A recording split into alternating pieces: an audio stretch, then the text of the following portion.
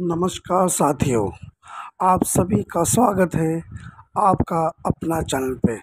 जी हाँ फ्रेंड, अब सरकार को इस शिक्षा नियमावली 2023 के विरुद्ध कोर्ट और सड़क प्रदर्शन दोनों तरफ से घेरने की रणनीति पूरी बना ली गई है।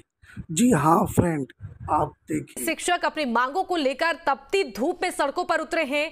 कोशिश इनकी यही है कि सरकार तक इनकी आवाज पहुंच जाए। फ्रेंड, शिक्षक अभ्यर्थी कड़ी धूप में धरना प्रदर्शन करते हुए। देखिए शिवानी, पूरे प्रमंडल बिहार के जितने प्रमंडल हैं, प्रमंडल स्तर पर ये जो माध्यमिक शिक्षक हैं वो अपनी मांग को लेकर के आज प्रदर्शन कर रहे हैं।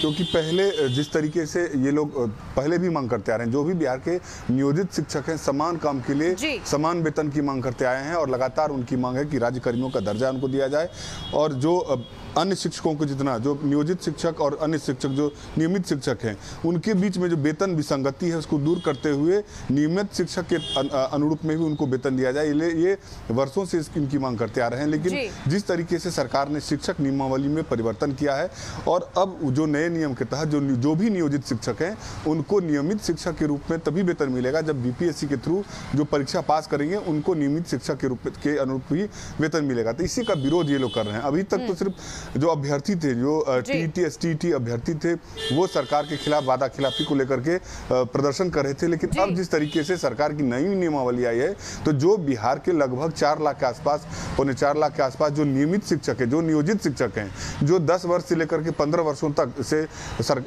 नौकरी कर रहे हैं, उनके लिए जो नया गाइडलाइन आया है उसी के विरोध में ये लोग आज सड़कों पर उतरे हैं। और उनका साफ कहना है कि 10 से 15 वर्षों से वो लोग सरकार की सेवा कर रहे हैं और इसी शिक्षकों के बदौलत जो आज या तो इंटर का एग्जाम हो या मैट्रिक का एग्जाम हो, बिहार सबसे अव्वल रहता है, सबसे पहले यही रिजल्ट प्रकाशित किया जाता है। और जो शिक्षा में गुणवत्ता की बात होती है तो जो ये नियोजित शिक्षक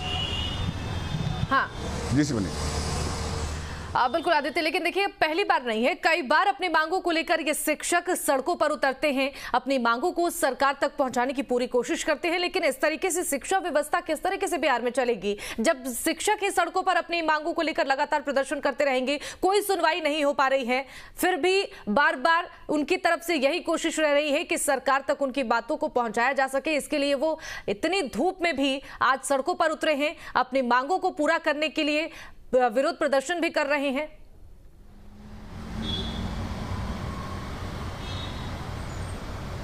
देखिए शिवानी, अभी तक 7वें चरण की नियुक्ति को लेकर के एसटीटी बीटीटी जो भी अभ्यर्थी थे वो अपनी 7वें चरण की नियुक्ति की मांग को लेकर के लगातार पिछले 2019 से अभी तक प्रदर्शन कर रहे थे कि जल्द से जल्द उन लोगों की नियुक्ति प्रक्रिया शुरू कर दी जाए ताकि उन लोगों को नौकरी मिल सके। लेकिन सरकार की नई नियमावली जो आई है जिसमें जो नियोजित शिक्षक जो 10 से 15 वर्षों से नौकरी कर रहे हैं उनको समान काम के समान वेतन के लिए ये लोग लगातार पहले से भी आंदोलन कर रहे थे। उनका यही तर्क था कि एक ही स्कूल में 2 तरह के शिक्षक हैं, एक को ज्यादा वेतन मिलता है, दूसरे को जो नियोजित हैं उनको कम वेतन मिलता है। इसी वेतन की विसंगति को दूर करने के लिए लगातार ये लोग समान काम के बदले समान वेतन की मांग करते आ रहे थे। सरकार की तरफ से बार बार उनको आश्वासन भी मिलता गया, कुछ समय पर उनके वेतन में बढ़ोतरी भी की गई थी, लेकिन वेतन विसंगति को खत्म करने के लिए लोग लगातार आंदोलन कर रहे थे। लेकिन बिहार सरकार ने जिस तरीके से नई नियमावली बनाई है और इस नियमावली के आधार पर उनको तभी राज्यकर्मी का दर्जा मिलेगा जब वो बीपीएससी के थ्रू जो कंडक्ट होगा परीक्षा और उसमें वो जब ये शिक्षक जब उत्तीर्ण हो जाएंगे तब जो वेतन विसंगति है उसको दूर किया जाएगा और उनको राज्यकर्मी का दर्जा मिलेगा। तो शिक्षक इसी बात को लेकर के आंदोलन कर रहे हैं कि 15 वर्षों से वो लोग नौकरी कर रहे हैं और अब ये उनसे फिर से एक बार दोबारा परीक्षा देने की बात की जा रही है। उसी को लेकर के आर पार की लड़ाई के मूड में है और अभी पूरे बिहार में हर प्रमंडल पर इन लोगों का प्रदर्शन चल रहा है और इन्होंने घोषणा की है कि यदि सरकार नहीं मानती है नियमावली का शिक्षक संघ विरोध कर रहे हैं और 20 तारीख को बड़ा मार्च भी होने जा रहा है। पूरे राज्य में मार्च होगा, लेकिन सरकार की तरफ से ये हिदायत दी गई है कि अगर शिक्षक कोई भी आंदोलन करते हैं तो उन पर नियमित शिक्षक हैं, यदि सरकार विरोधी आचरण में कोई प्रदर्शन या धरना देते हैं, हड़ताल करते हैं तो उनके खिलाफ कार्रवाई होगी। लेकिन उसको धक्का बताते ये लोग आज पटना की सड़कों पर उतरे हैं। जमाल रोड स्थित जो उनका माध्यमिक शिक्षक का कार्यालय है वहाँ से प्रोसेसर निकालते हुए लड़ने के लिए घोषणा पत्र जारी जारी किए थे, उनके कार्यालय तक गए हैं, उसमें उन्होंने कहा था कि सरकार में आते हम नियोजित शिक्षक को अस्थायी करेंगे। ये सच है कि नहीं है मुझे बता दीजिए। और जब चोरी छिपे उन्होंने सरकार बना ली तो अपने घोषणा पत्र को लागू करने में उनको संकोच क्यों हो रहा है? आज वो शिक्षकों को धमका क्यों रहे हैं? वो कोई गलत मांग थोड़ी कर रहे हैं। आपने जो बोला था, आप ही ने आस जगाई थी, वो तो नौकरी कर रहे थे पहले, नियोजित शिक्षक के तौर पर अपने वेतन बढ़वा करके लगातार नौकरी कर रहे थे।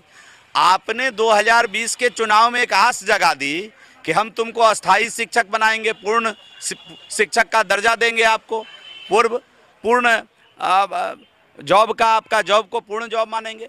तो जब इस प्रकार का वातावरण आपने बनाया, अपने घोषणा पत्र के माध्यम से बनाया कि नियोजित शिक्षक को अस्थाई शिक्षक बनाएंगे, तो जब आप सरकार में चाहे जैसे भी गलवहियाँ करके सरकार बनाए हो, आप चोरी छिपे, सरकार में आने के बाद आपकी मोरल रिस्पॉन्सिबिलिटी थी कि अपने किए गए चुनावी वादे को लागू करें।